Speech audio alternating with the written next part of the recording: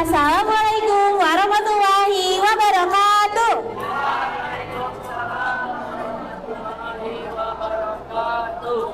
Alhamdulillahirrabbilalamin. Wassalatu wassalam ala asyrafil anbiya'i wal mursalin wa ala alihi washabihi ajmain, amma ba'du. Selamat siang semuanya. Gimana kalian puasanya masih kuat gak?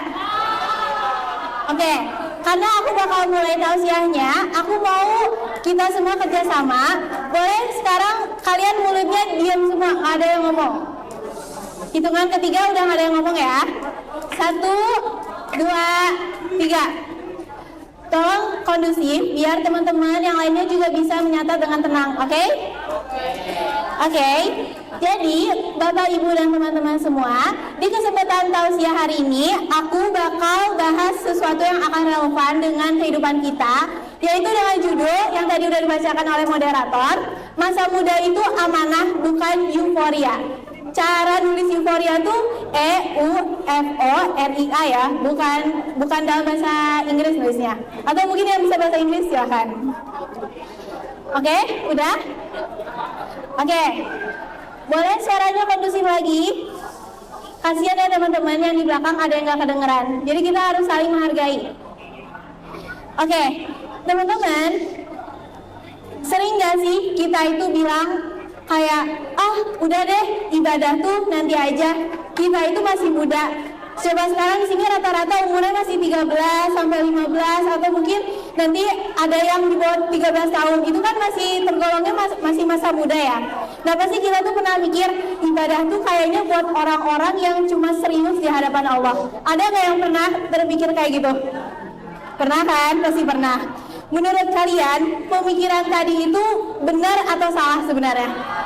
Salah. Kenapa salah? Jadi gini teman-teman, sebenarnya masa muda itu adalah dimana kita energinya tuh lagi banyak-banyaknya. Kita tuh fase dimana pengen nyobain banyak hal yang baru. Nah, sebenarnya masa muda itu adalah masa dimana kita paling tepat untuk memperbaiki diri di hadapan Allah. Dan teman-teman, pasti kalian udah gak asing lagi dengan yang namanya hijrah. Kalian tahu kan pasti apa itu hijrah? Nah, secara singkatnya, hijrah itu dimana kita bisa mengubah diri untuk menjadi lebih baik di hadapan Allah. Dan sebenarnya hijrah itu bukan menunggu menjadi sempurna, tapi gimana cara kita untuk bisa mengatur langkah-langkah kecil itu untuk menjadi stabil gitu ke depannya. Teman-teman, yang namanya hijrah itu kita nggak bisa ya, pasti nggak bisa. Dari 0 langsung ke 100 itu mustahil banget. Mau orang yang sekarang udah se-islami, sereligius apapun, yang namanya hijrah atau berproses itu pasti dimulai dari 0. Bensin aja diisinya dari 0 kan. Nah, jadi karena yang namanya proses itu ada yang namanya tahapan naik turun. Pasti teman-teman di sini coba aku tanya, kalian hatamannya one day one juice itu bisa nih ya, yang ada yang one day one juice, apakah setiap hari ada yang sejus atau mungkin pasti ada yang tiba-tiba males gitu ya, pasti ada yang tertinggal. Nah itu kan salah satu contoh bahwa hijrah itu memiliki proses yang sebenarnya sangat sulit karena dia tuh naik turun. Tapi teman-teman, sebenarnya kuncinya itu ada di konsisten. Teman-teman, Allah itu lebih menyukai hambanya yang mau beribadah secara disiplin kepadanya daripada yang hanya panas di awal tapi mendingin kemudian. Pasti ada dong ya kita masanya dimana kita tuh imannya naik turun banget. Hari ini mungkin kita sholatnya tepat waktu, udah azan, teng langsung kita sholat gitu. Tapi pasti kita besoknya tiba-tiba kayaknya 5 menit lagi kali ya, scroll TikTok lagi kali ya. Jadi kita tuh karena kita merasa kita masih muda, kita ngerasa bahwa waktu kita tuh masih banyak, padahal belum tentu karena nggak ada yang tahu umur kita tuh sampai kapan. Dan alhamdulillahnya teman-teman, kita semua tuh masih diberikan kesempatan sekarang bisa nulis, bisa ngobrol sama teman-temannya, bisa mendengarkan ada yang lagi tausiah. Itu tuh sebagai salah satu nikmat yang diberikan oleh Allah bahwa kita masih bisa hidup sampai sekarang. Dan teman-teman, masa muda itu sesuai judul aku tadi adalah amanah. Berarti masa tengah, masa tua itu nggak amanah dong. Sebenarnya bukan gitu juga ya.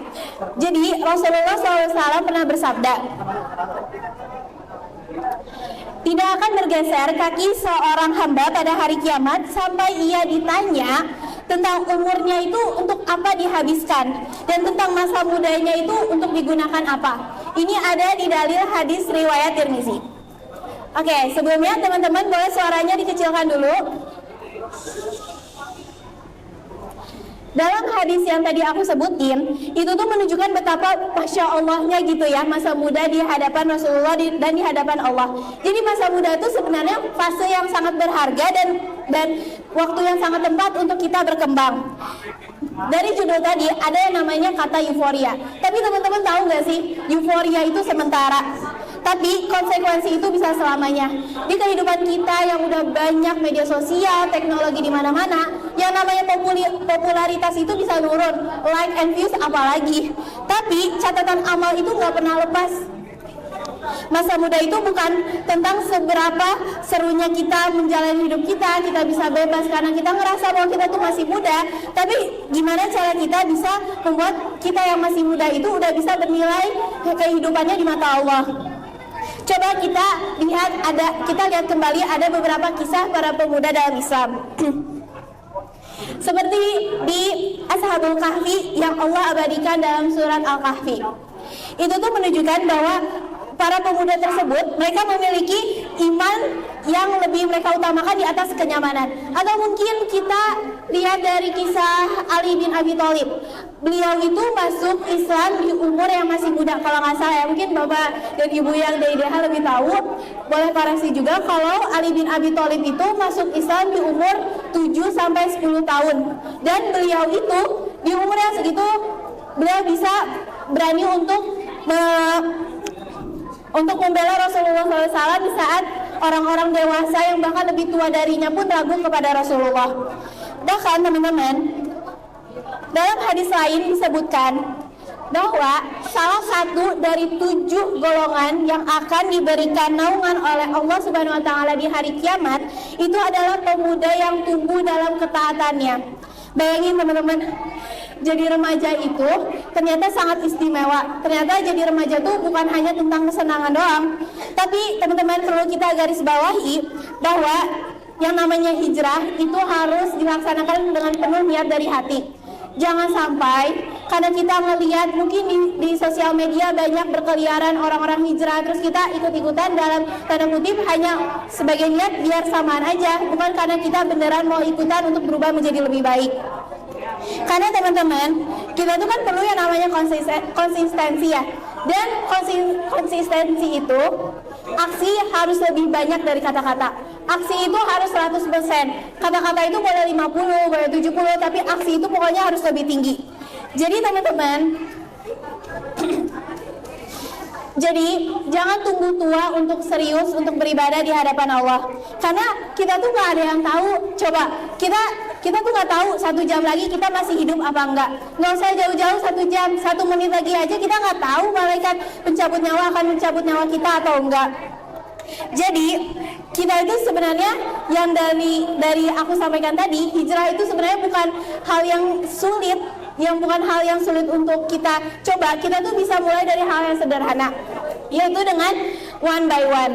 Nah, jadi one by one itu artinya kurangi kebiasaan buruk dan tambah 1 kebiasaan baik. Contohnya, kalau kita ambil dari lingkungan sekolah gitu, kalau misalnya kita masih suka menyontek di saat mungkin ujian atau apapun itu, kita kan kalau mendengar kata menyontek pasti kayak mikirnya apa kaitannya gitu ya dengan agama Islam. Padahal sebenarnya Allah Subhanahu wa Ta'ala itu sangat melarang yang namanya penipuan, dan mencontek itu adalah salah satu contoh penipuan. Makanya kita kalau masih di sini teman-teman masih suka menyontek, masih suka nanyain jawaban atau apapun dalam lingkup sekolah ya, kita tuh harus sadar bahwa itu adalah hal yang sangat buruk dan kita harus bisa mengganti itu dengan 1 kebiasaan yang lebih baik. Yang kedua, kita itu tahu yang namanya sholat fardu adalah wajib, ya nggak teman-teman? Coba sholat fardu itu berapa kali dilaksanain sih setiap harinya? Ya benar, 5 kali. Nah, jadi teman-teman sebenarnya gini, kalau dari kalian masih ada yang mikir sholat itu adalah beban, kalian tuh salah besar. Kalau dipikir-pikir lagi ya, kita tuh setiap hari sibuk apa sih ya sekolah, organisasi mungkin teman-teman, ada yang les, pokoknya kita tuh banyak gitu kegiatannya. Tapi Kalau misalnya kita pikirin lagi, coba kenapa Allah itu ngasih kita kewajiban untuk sholat 5 waktu setiap hari? Padahal kan Allah yang lebih tahu ya takdir kita ke depannya. Allah tuh yang lebih tahu schedule kita ke depannya tuh pasti bakal sibuk, bakal banyak urusan. Tapi Allah tuh tetap dari sebelum menciptakan kita, Allah tuh udah bilang, pokoknya manusia itu harus sholat fardu. Mereka harus sholat 5 waktu setiap hari ya. Pasti Allah tuh punya alasan tertentu yang mungkin kita tuh belum bisa pahami kan. Jadi bahkan Nabi Muhammad itu di saat beliau menghadapi masalah, beliau itu bahkan lebih memilih sholat sebagai tempat energinya, sebagai recharge energinya, dan bukan menganggap sholat itu sebagai beban. Sholat itu penolong teman-teman. Jadi gini, di saat kita capek, overthinking, atau mungkin kita tuh lagi banyak dihadapi banyak masalah, sholat itu layaknya tempat energi kita, tempat dimana kita bisa menjadi energi kita tuh yang tadinya 50 bisa full lagi. Karena sebenarnya sholat itu tuh sumber kekuatan, bukan sumber beban. Jadi kalau teman-teman di sini masih ngerasa kalau sholat itu sebagai sumber beban, coba deh kalian pikirin lagi, kenapa sih Allah itu ngasih kewajiban kita untuk sholat setiap hari, padahal Allah sendiri yang lebih tahu kehidupan kita selanjutnya gimana. Jadi teman-teman, dari tausiah aku hari ini, aku sangat berdoa untuk kita semua. Semoga kita bisa menjadi generasi muda yang gak hanya keren di media sosial, yang gak hanya membangun personal brandingnya bagus di sosial media, tapi kita juga menjadi akhlak dan kepribadian yang lebih bagus di hadapan Allah. Kita tuh gak perlu takut untuk belajar mendekat kepada Allah, karena Allah itu lebih baik daripada yang kita bayangkan. Dan teman-teman, jangan takut untuk hijrah, jangan takut untuk berubah.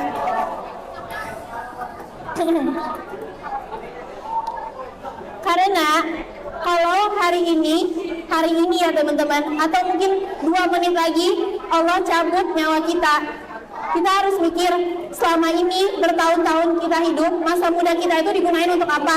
Apakah digunakan untuk hal yang baik atau untuk maksiat? Jadi itu yang bisa aku sampaikan di tausiah aku hari ini. Terima kasih buat teman-teman yang udah mendengarkan. Wassalamualaikum warahmatullahi wabarakatuh.